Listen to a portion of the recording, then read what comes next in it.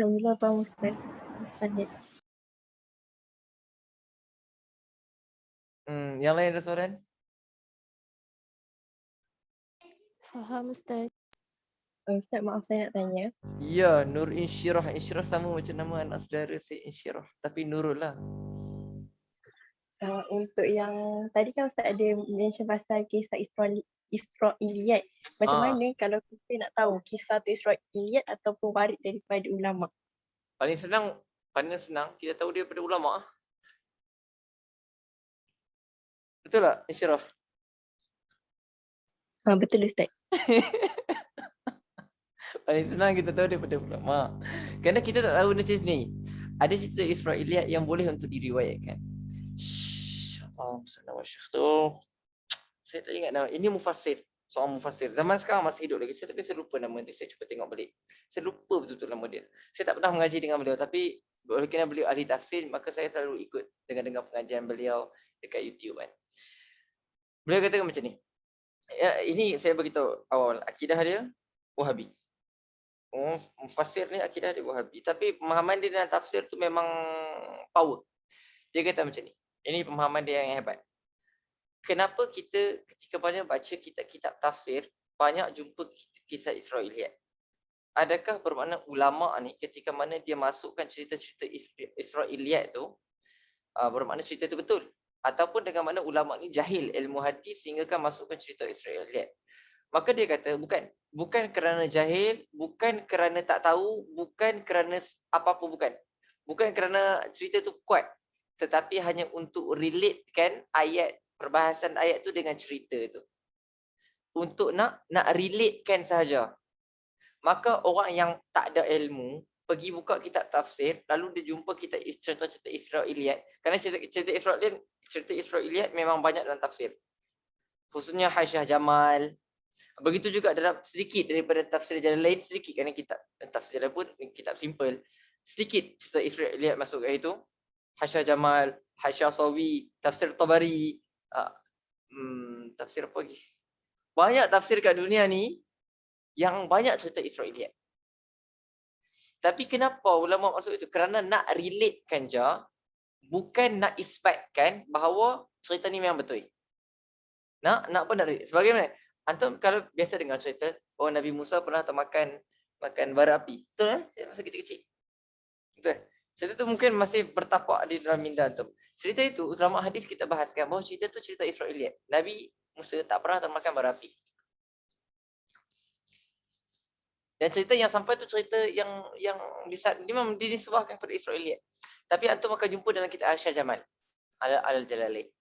Lalu dia kata, kenapa boleh bawa cerita-cerita macam ni? Hanya untuk relatekan je. Bukanlah untuk mengisbatkan. Sebab tu dalam ilmu akidah kita menolak ucapan tu. Begitu macam ni. Nabi Daud pernah sakit sehingga keluar ulat. Warid daripada cerita Israiliyat bahawa Nabi Daud pernah memang sakit sehingga keluar ulat. Dalam akidah kita tak terima. Nabi Ayub yang sakit menaun sehingga keluar ulat.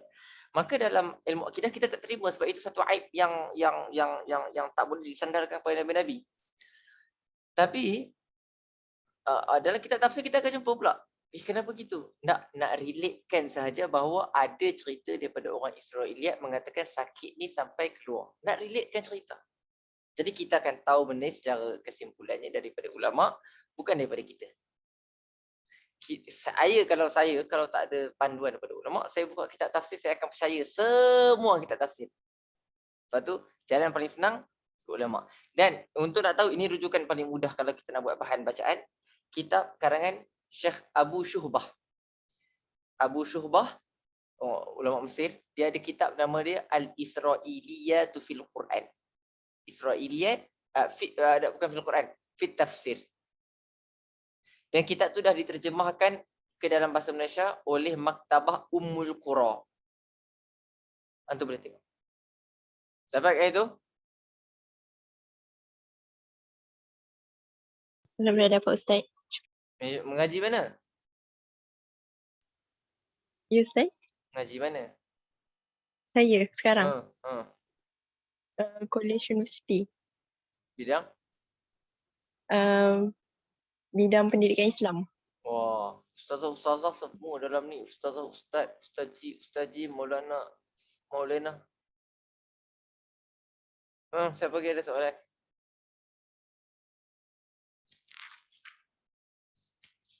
Tak ada dah. Ada? Puan Fahmi? Kan ada tadi Ustaz sebut ada pendapat yang Rohul Kudus tu bukan Jibril, Ha? tapi dia apa saiznya berlipat ganda lebih besar dari Jibril. Ruhul Qudus tu kalau ikutkan sebahagian kitab, tapi tak mutamad. Saya berkata ini bukan mutamad, tapi sekadar warid hadis macam tu, bahawa dia ni lebih besar. Dia bukan malaikat Jibril, tapi namanya memang Ruhul Qudus, dan malaikat tu lebih besar daripada malaikat yang lain.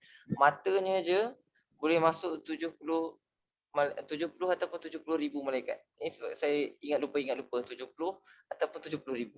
Yang penting 70 lah. Cuma tak tahu puluh biasa ataupun 10,000 tak tahu. Itu yang saya ingat lupa.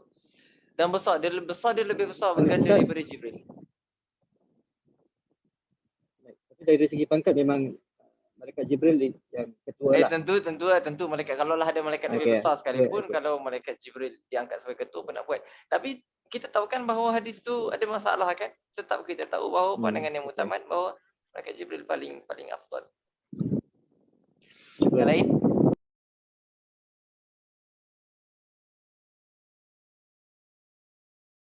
Tak ada dah. Tak ada, kita sambung sikit. Bismillah. Dan maka kita kan bismillah. Fayajibu lillahi asyrun sifatan, maka menjadi wajib bagi Allah Ta'ala itu 20 sifat. Maka wajib bagi Allah Ta'ala 20 sifat.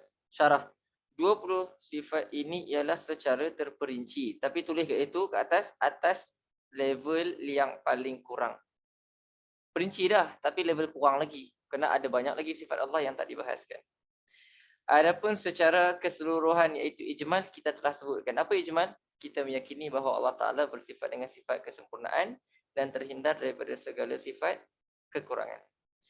20 sifat ini disusun ulama agar memudahkan orang mengetahui tentang Allah. Ianya asalnya diambil dari Asmaul Husna, iaitu 99 nama Allah. Hadis dan Al-Quran. Kita ambil ulama kita tengok banyak sangat. Sudah kita ringkaskan kepada 20. Ulama tak reka-reka, ni ambil nak mudahkan kita. Kalau kita kata ini terperinci, tapi level yang paling kurang. Gitu. Kenapa hanya 20 dan mengapa tidak lebih atau kurang? Gitu. Jawapan, ulama menyusun ini dan mengatakan bahawa 20 inilah ialah kadar yang mencukupi. Cukup dah. Adapun jika kita ingin mempelajari kesemuanya, maka mungkin ianya sukar bagi kita. Sifat 20 ini adalah yang paling masyhur. Ada ulama kita yang lain mengatakan kita hanya perlu mempelajari 13 sifat. Tulis pandangan Imam Asy'ari. Pandangan Imam Asy'ari. Malah ada yang meringkaskan sifat 13 menjadi 8 sifat. Tulis Imam Zahid. Ini seperti, tak tulis, dia beritahu dah. Ini seperti yang dilakukan oleh Imam Zahid Al-Misri di dalam kitabnya Sittin Masalah. Penting, mengetahui sifat 20 ini ialah sebuah metod. Antum kena faham, mengetahui sifat 20 adalah sebuah metod yang disusun ulama untuk memudahkan kita dalam mengenali Allah dan bukanlah agama yang baru sebagaimana yang dituhmah oleh sebahagian puak, misalnya Wahabi. Tak, kita metod. Macam kita dulu tak ada ilmu yang dinamakan sebagai ilmu nahu. Tak ada. Orang Arab boleh cakap Arab dengan betul. Orang Farsi masuk dalam pergi ke negara Arab boleh mengaji bahasa Arab tanpa pakai buku. Bila masa terjadi masalah, muncullah satu ilmu namakan ilmu nahu, ilmu sorof, ilmu balaghah. Macam tu. Gitu. Ilmu balaghah pula berperingkat, muncul bayan dulu, setelahnya baru muncul ma'ani, setelahnya barulah muncul badi'. Setelahlah muncul ilmu apa lagi? Ilmu mustalahil hadis. Dulu ulama dulu tak ada ilmu mustalahil hadis. Dia orang kenal perawi terus. Sebab dekat zaman dia orang dengan zaman Nabi SAW. Tapi ketika mana makin jauh, maka orang ni dah tak dapat nak tahu semua ni, maka dibuatlah kitab mustalahil hadis untuk memudahkan. Maka begitu juga ilmu akidah yang kita mengaji adalah metod yang diambil daripada kita ulama juga. Diambil daripada fahaman-fahaman ulama juga. Metod untuk kita ni senang nak kenal Tuhan. Kalau tidak jenuh kita nak kenal Tuhan macam mana kalau tak ada metod. Antum kalau disuruh mengaji matematik tapi tak ada metod, tak ada sukatan. Antum takkan faham kuasa dua tu. Kenapa tak diajarkan kuasa dua tu pada budak darjah 2? Kenapa? Kerana kita tahu metod kita untuk budak-budak sukatan yang budak-budak sekolah rendah kita tahu macam ni, budak sekolah menengah nanti kita tahu macam ni, macam ni. Siapa yang buat metod tu? Adakah orang buat metod ni bersalah? Tak, kerana sekadar metod yang membantu kita dengan metod-metod yang ada kita ni dapat faham matematik. Kita masuk sekolah rendah kita tak terus mengaji sifir tak, kita tak terus mengaji bahagi tak. Kita mula dengan apa? Kita mula dengan tambah dulu. Tambah nanti pergi tolak pula. Pergi tolak nanti pergi ke sifir pula, darab. Lepas tu pergi ke bahagi pula. Lepas tu pergi kepada per pula. Lepas tu pergi kepada apa, bentuk-bentuk petak segala tak petak semua tu, pentagon lah segala bagai. Lepas tu nanti naik form 1 mengaji kuasa pula. Kuasa Dragon Ball, kuasa Bleach, kuasa apa Naruto, semua keluar habis nanti. Gitu. Faham ke ni semua? Faham. Faham. Mana tu Tak apalah. Jika ada yang bertanya, ini penting. Bolehkah terus mengambil dalil dari Al-Quran dan hadis tanpa mempelajari sifat 20? Kalau orang tanya, boleh tak boleh ke kami ni? Misalnya Wahabi kata kami ni tak ngaji pada kitab Asy'ari ni. Kami terus nak ngaji pada sifat 20. Tak boleh ke? Kita kata boleh. Tahu kata? Maka jawapannya boleh. Akan tapi agak mustahil. Kenapa mustahil? Ini kerana di dalam Al-Quran mengandungi ayat yang mutasyabihat. Apa itu? Ayat mutasyabihat ialah ayat yang zahirnya seperti menyifatkan Allah dengan makhluk. Seperti tangan, yadullahi fawqa aydihim, betis, yauma yukshafu an saqin wa yud'auna ila sujudi fala yastati'un, wajah, wa yabqa wajhu rabbika dzul jalali wal ikram. Jadi sifat-sifat ini perlu diterangkan ulama dan tidak boleh kalau kita berpegang secara zahir kerana dikhawatiri akan membawa kepada menyerupakan Allah dengan makhluk. Sesungguhnya Allah Maha Suci dari bersifat seperti makhluk. Berkata pengarang, maka wajib bagi Allah Ta'ala 20 sifat. Jika dilihat dari jumlah, maka nampaknya seperti kewajipan itu bagi Allah. Tetapi kita telah menjelaskan tentang kaedah ni dalam bab yang lalu. Kita sebut wajib bagi itu wajib bagi akal kita untuk mengisbatkan Allah Ta'ala begini-begini. Jika kita melihat perkataan wajib bagi atau wajib pada, maka maknanya wajib bagi akal kita. Jadi maksud kata pengarang ialah wajib bagi setiap mukallaf untuk mengetahui dan menerima dengan akalnya bahawa sifat Allah itu 20 tambah atau 13 atau 13. Tambahan mengetahui sifat 20 dengan dalil ijmali. Ini saya mau bersama minggu depan insya-Allah. Boleh kat sini? Madai tak? Boleh Ustaz. Cukup Ana. Ini kalau nak turunkan lagi jauh ni saya tak free.